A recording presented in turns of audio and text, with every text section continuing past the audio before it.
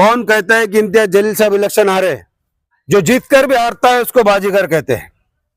इम्तियाज जलील साहब कल भी मुसलमानों के लिए हीरो थे, आज भी हीरो है। कल भी रहनुमाई करते थे, आज भी रहनुमाई करेंगे। और 1000 वोट से हारना कोई हार होती क्या? इसको मैं कतई मानता नहीं कि वो हारे।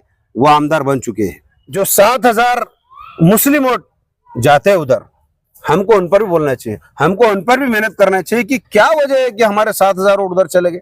जो ये सोच रहे हैं कि हमारे वोट खाने से इम्तियाज जलील साहब आ रहे, तो ये उनकी छोटी सोच है, ये उनकी सियासत वहां खत्म होगी। अच्छा पटेल साहब, जिस तरीके से महाराष्ट्र में अगर देखा जाए, जो फटका बैठा, जैसे आप बार बार कह रहे हैं कि भाई बहुत बुरी तरह फटका बैठा है, बड़ा एक वो हुआ है, इस फटका बैठा है। जिन्होंने ये सोच रखा था कि भाई मराठवाड़े में मुस्लिम लीडरशिप उभरना नहीं, हम रहेंगे, तो उनको भी फटका बैठा है। आपको क्या लगता है, अब मुस्लिम क़यादत कहीं ना कहीं खत्म होती नजर आ रही है औरंगाबाद से, या पूरे महाराष्ट्र में मुसलमानों को टिकट ही दे गया, न कांग्रेस की तरफ से, न इंडिया गठबंधन की तरफ से, और शिवसेना की तरफ से एक दिया गया, हमारी तरफ से एक आधा दिया गया, वो भी नया।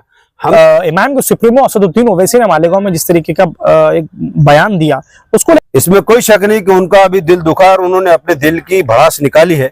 उनका मकसद किसी उलमा को जानबूझकर टारगेट करना या उनको बुरा बोलना ये मकसद नहीं है।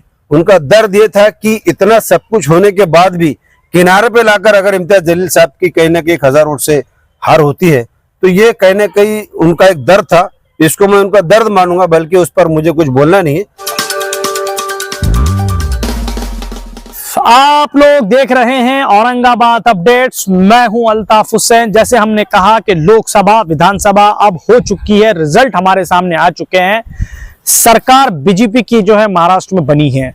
अब उसी के चलते देखा यह गया है कि हर पार्टियां कहीं ना कहीं आरोप लगा रही है कि इनकी वजह से हम हारे, वो कहता है उनकी वजह से हम हारे, कोई कहता है लाडली बहन की वजह से हम हारे। अब देखना यह है आने वाले वक्तों में जो सरकार बनी है वो जनता के लिए कितना काम करेंगे। उसी के चलते आज मेरे साथ जुड़े हैं राष्ट्रवादी कांग्रेस के उपाध्यक्ष सलीम पटेल वायगांवकर, मेरे साथ जुड़ चुके हैं। अब इनसे हम बात करेंगे, पिछले 25-30 सालों से सियासत में है, भले ही इलेक्शन ना जीते हो, लेकिन एक बड़ा नाम है राष्ट्रवादी में। शरद पवार जी से लेके अजित दादा पवार तक, उसके अलावा सुप्रिया सुळे, सबके कांटेक्ट में ये एक बड़ा नेता बनके राष्ट्रवादी कांग्रेस का, जिस वक्त राष्ट्रवादी यहां से खत्म हुई, इन्होंने बड़ा जो है ये कहा कि हम पार्टी में रहेंगे, पार्टी की दामन संभालेंगे। मेरे साथ सलीम पटेल जुड़ चुके हैं, इनसे बात करने की कोशिश करेंगे।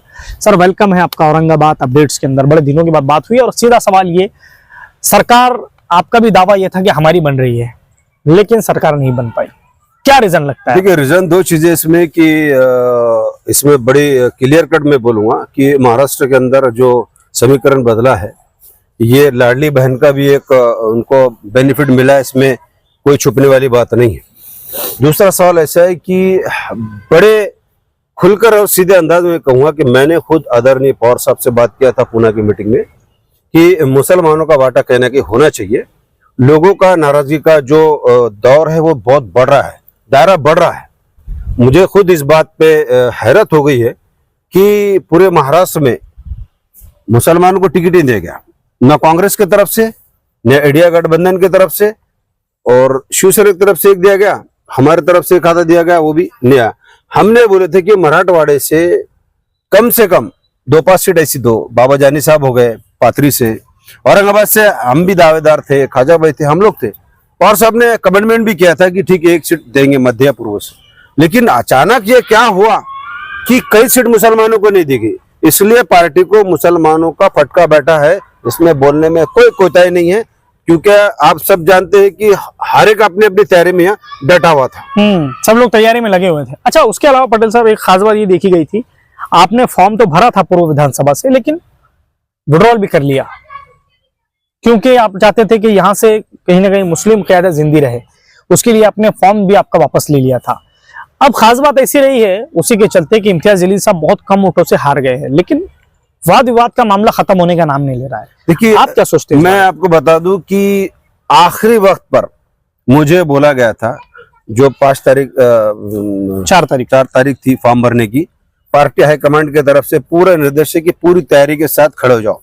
आपने देखा होगा कि मैं अपने जितने भी साथी थे सबके साथ गया, सूचक अनुमोदक, क्योंकि अंदर अनुमति नहीं थी, बिल्कुल 2 फॉर्म रेडी थे, एक अपक्ष का और एक पार्टी का। ऐन वक्त पर 2:50 को पार्टी हाईकमांड ने यह कह दिया है कि टिकट महागठबंधन को जा रहा, आप टिकट आपको नहीं है। देखिए कई लोगों ने मुझे कहा कि अभी वक्त है, अपक्ष फॉर्म डाल दो, आजाद फॉर्म डाल दो, क्योंकि मेरा भी अपना नेटवर्क है, मेरे भी अपने चाहने वाले, हर एक की चाहत होती है कि भाई सलीम पटेल भी लड़े, कोई खिलाफ में जाता, कोई जाता, वो ठीक है। लेकिन जब मैंने मेरे साथियों से मशवरा किया 10 मिनट में, तो हमारा मशवरे में तय किया अपने को इलेक्शन लड़ना नहीं है। और मैंने उस दिन भी कहा था, अगर मैं इलेक्शन लड़ता हूं, हार जीत का फैसला तो अल्लाह, लेकिन अगर मैं कुछ वोट अपक्ष रहकर अगर खड़े हो जाता और जो अगर वोट लेता और जिसकी वजह से यह नतीजा सामने आया, तो जो लोग आज मुखालिफत कर रहे हैं उन लोगों की, जो लोगों ने इलेक्शन लड़के जो भी वोट लिया, जिन्हें किसका मैं नाम नहीं लूंगा कि भाई इनके वजह से हार हो गई, वो इनके से हार हो गई, और इन्होंने पैसे लेके इलेक्शन लड़ा, उन्होंने पैसे लेके इलेक्शन लड़ा अदर पार्टी से, तो ये तोहमत का टोकरा मेरे सर ना लगे, ये इसलिए मैंने, ये दिन आने वाले थे कल, इसलिए मैंने उस दिन एक अपनी समझदारी का सबूत दे दिया कि मैंने इलेक्शन लड़ा ही नहीं, फॉर्म ही नहीं भरा, फॉर्म ही नहीं भरा हूं, क्योंकि मेरी नियत थी और मेरी पूरी टीम की नियत थी कि मध्य पूर्व से एक मुसलमान चुनकर आना, चाहे किसी भी पार्टी से हो। ये मेरी अपनी सोच पहले भी थी, आज भी थी और कल भी रहेगी। लेकिन अब वो अल्लाह को मंजूर नहीं था, जो बस सामने है। अच्छा, अब जिस तरीके से इम्तियाज जलील साहब की हार हुई, उसको किस तरीके से देखते हैं आप? भाई जो आप देख रहे हैं कि लोग अलग अलग तरीके से बोल रहे हैं कि भाई इम्तियाज जलील साहब को मैंने हरा दिया, उन्होंने हरा दिया, मैं तो खुलकर बोलूंगा उन लोगों को, कौन कहता है कि इम्तियाज जलील साहब इलेक्शन हारे? एक कहावत है, जो जीतकर भी हारता है उसको बाजीगर कहते हैं। इम्तियाज जलील साहब कल भी मुसलमानों के लिए हीरो थे, आज भी हीरो है, कल भी रहनुमाई करते थे, आज भी रहनुमाई करेंगे, और 1000 वोट से हारना कोई हार होती क्या? इसको मैं कतई मानता नहीं कि वो हारे, वो आमदार बन चुके हैं। वो लोग अपने दिमाग से इस बात को निकाल दे कि हमारे वोट खाने से इम्तियाज जलील साहब हारे, तो मैं खुलकर बोलूंगा कि ये तुम्हारी छोटी सोच है। इम्तियाज जलील साहब न इलेक्शन हारे और ना ही विरोधक को बोलने का मौका मिला। एक बात और है कि जो कसीदे पढ़े जा रहे हारने वालों के खिलाफ में, तो मैं इतना अपील करूंगा आपके माध्यम से कि किसी को ऐसा मत बोलो कि गद्दार है, अदर तरीके से बोला जा रहा है कि वो हमारे भाई है। देखिए, इलेक्शन लड़ना हर एक का अपना राइट्स है, ठीक है। वोटर्स ने तुमको वोट नहीं दिया, जो 7000 मुस्लिम वोट जाते हैं उधर, हमको उन पर भी बोलना चाहिए, हमको उन पर भी मेहनत करना चाहिए कि क्या वजह है कि हमारे 7000 वोट उधर चले गए। तो ये दिमाग से निकाल दे कि इम्तियाज जलील साहब इलेक्शन हारे हैं। मैं खुलकर बोलूंगा, इम्तियाज जलील साहब इलेक्शन नहीं हारे। जो ये सोच रहे कि हमारे वोट खाने से इम्तियाज जलील साहब हारे, तो ये उनकी छोटी सोच है, ये उनकी सियासत वहां खत्म हो। अच्छा पटेल साहब, जिस तरीके से महाराष्ट्र में अगर देखा जाए, जो फटका बैठा, जैसे आप बार बार कह रहे हैं कि भाई बहुत बुरी तरह फटका बैठा है, बड़ा एक वो हुआ है, इसका जिम्मेदार आपको लगता है सिर्फ मुस्लिम को टिकट नहीं देने की वजह से फटका बैठा, या उसके अलावा और भी? जैसे ये देखा जाता है कि बाबा जानी दुर्रानी का आप नाम ले रहे हैं, उनको लाल, जैसे अभी कुछ दिन पहले मैंने देखा था कि वो शरद पवार गठ में आ गए थे, शायद हो सकता है उनको टिकट की बात की गई होगी, लेकिन अचानक उनको भी टिकट नहीं दिया गया, फिर वो अपक्ष वहां से लड़े, बहुत अच्छी तादाद में उन्होंने वोट लिया, महबूब शेख गिर गए। तो मुस्लिम क्या था, कहीं ना कहीं हमने देखा है कि बहुत सारी सीटें, 2 सीटें दी गई थी शायद, कहीं से 1 या 2, वो भी गिर गई। तो इसमें आपको क्या लगता है कि मुस्लिम समाज नाराज हुआ, या उसके अलावा मराठा फैक्टर फिर चल गया, क्या हुआ? देखिए, दोनों बातें हुई। एक तो मुसलमान समाज नाराज हुआ पार्टी से, इसमें कोई दो राय नहीं है, कोई छुपी बात नहीं है। कई मुसलमान ऐसे, हम भी काम करते पार्टी में, हमको भी 25-25 साल हो रहे, हमारी भी अपनी तमन्ना थी, ठीक है, जीत, हमने पवार साहब को ये बोला था, हारेंगे या जीतेंगे वो बात का विषय है, हारेंगे या जीतेंगे बात का विषय, कम से कम तुम दे के दो तो सही। पवार साहब की भूमिका थी देने के, लेकिन नीचे क्या खिचड़ी पक गई। कुछ लोग हमारे पास ऐसे भी है, खिचड़ी पकाने वाले भी है, कि मराठवाड़े मुस्लिम लीडरशिप को आगे नहीं आने देना, ये बहुत सारे हमारे नेताओं में है।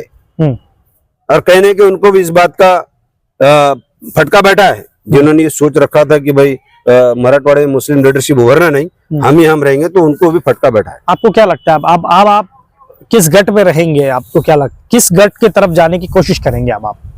क्योंकि आप सरकार 5 साल तक तो आपकी नहीं है, पिछले 25 सालों से रहे आप, 10 साल आपकी सरकार उलट फिर हुआ, 2.5 साल रही, 2.5 साल नहीं रही, फिर पिछले 5 साल पहले बीजेपी की सरकार रही, उसके बाद 2.5 साल आपको मौका मिला।